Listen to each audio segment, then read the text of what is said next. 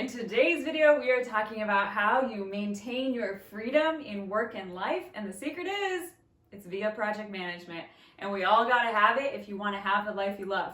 So I'm gonna be telling you a little bit of a story on how I came to really know and appreciate this, the Nabesna Road story, how you manage your growth, how you find the secrets that are in the systems, gonna be talking about this, and then how do you go and do your vision planning, your quarterly, weekly, and daily planning, and break down how we do that. All right, so with that, let's hit it.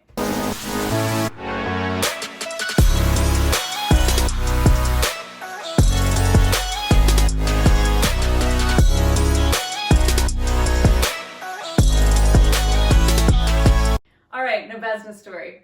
So I was freelance grant writing. The business was going absolutely crazy.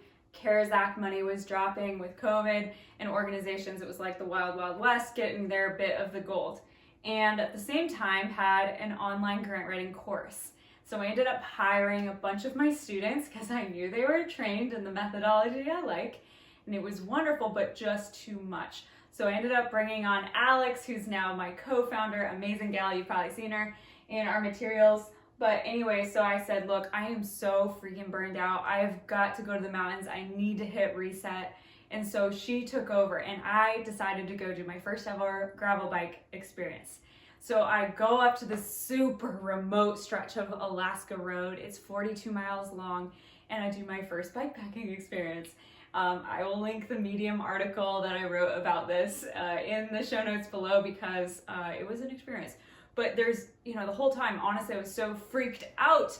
There was gonna be like bad people that were gonna get me, which usually I don't have a problem with, but I did because of what this lady told me that was completely freaky. And there were bear tracks on the side of the road. It was kind of cold. I pull into my campsite. I'm not even supposed to be there. It's not actually open. And I go to lay out my tent. It's starting to rain, and I forgot my fly, the top part of the tent.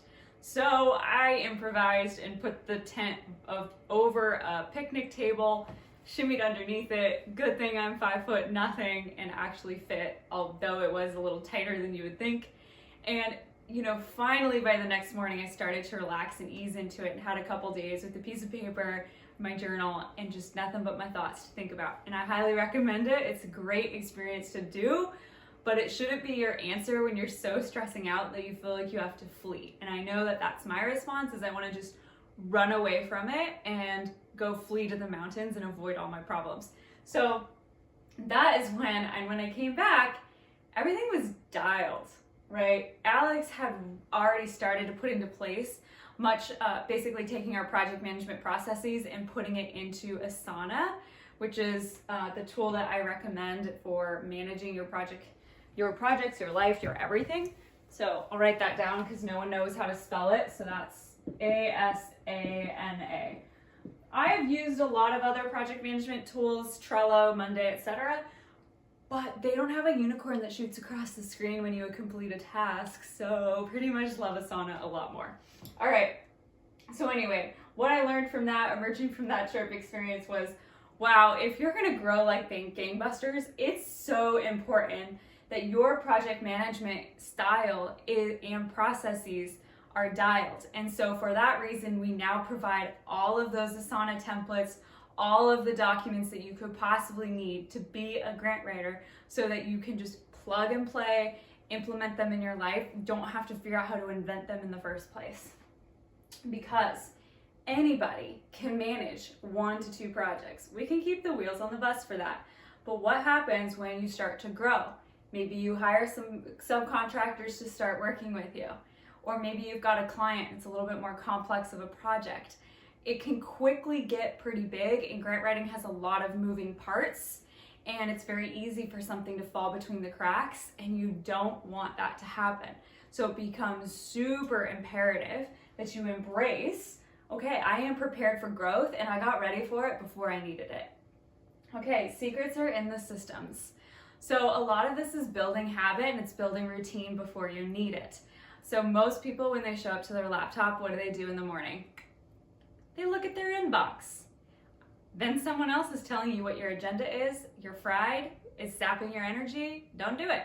Instead, pop open Asana, look at, we're going to get into this, okay, what is my weekly task? Did I define my daily task the night before? Like, that is where you're operating out of, right? It's not going into the inbox. It's staying in your systems. So also, as it comes to project management, one of the biggest, I remember seeing this in college, some wackadoodle professor had this piece of paper on his desk that showed how much time the average worker wastes per week looking for information. I don't remember the exact stat, but it was shocking. It was like 23%. And I thought, that's a full workday looking for stuff. And I pledged for that never to be me.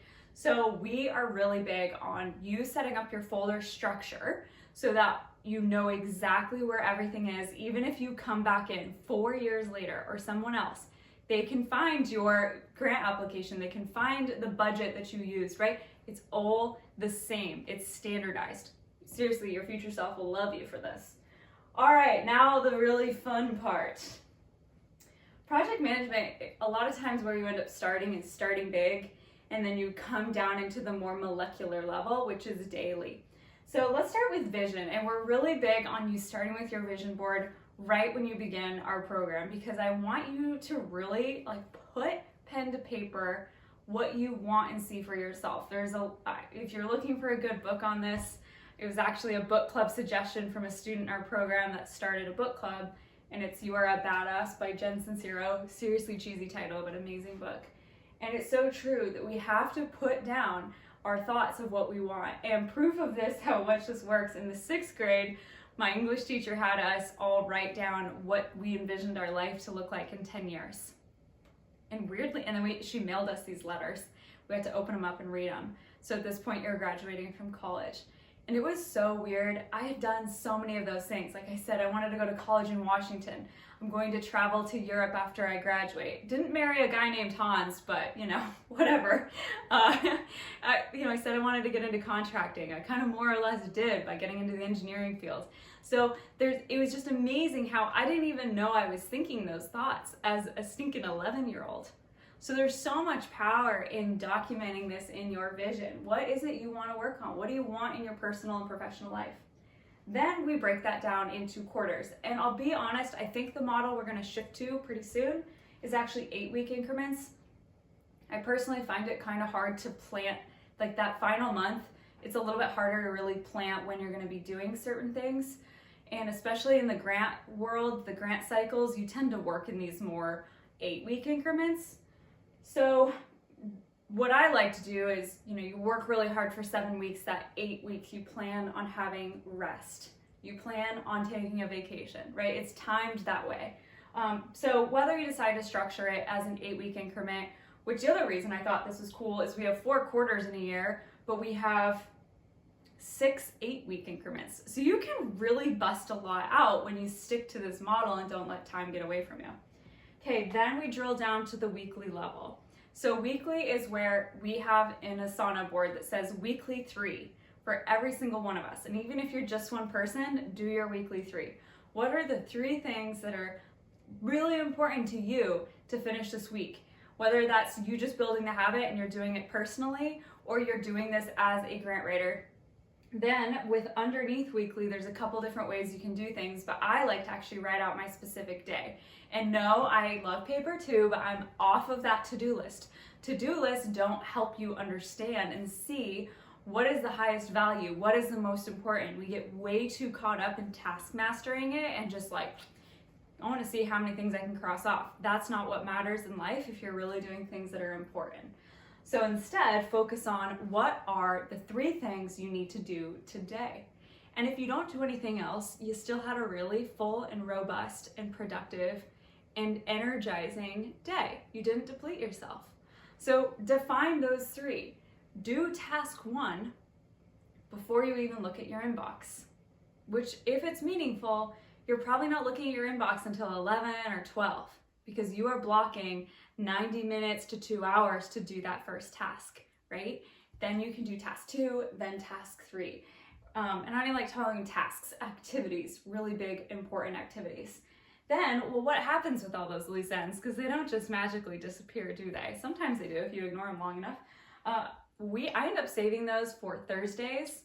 I have sort of shifted it to being Monday as of lately, just because that's when I have meetings, but you figure out what your kind of cycle is through the week and figure out, okay, I have less energy to do deep work, which for me used to mean Thursday. So I'm gonna stack all these random loose ends, actually clear out my inbox, do all the things that are important, but they don't need to happen on your deep work days. So I know, I mean, you have heard of deep work. This stuff is not rocket science, right? But it does take creating kind of a cadence and some discipline. When I was working in a corporate job, I actually blocked my calendar Tuesdays, Wednesdays, and Fridays, so that if you looked at my calendar to try to schedule something, you'd see I was busy. The only time you could talk to me was on Thursdays or Mondays. Worked great, still do that today, right? So just consider doing these things, having the courage to block and control your time, project management, so that you can get this. This is what matters, right? This is what matters. It's your vision so that you can grow in complexity, you can grow into more challenging work, but you're still fulfilled. Okay, with that, I'm signing off. If you've got any other questions, comments, or suggestions, be sure to drop those in the comments below. If you like this video, hit subscribe, and I'll be sure to make you more. All right, see ya.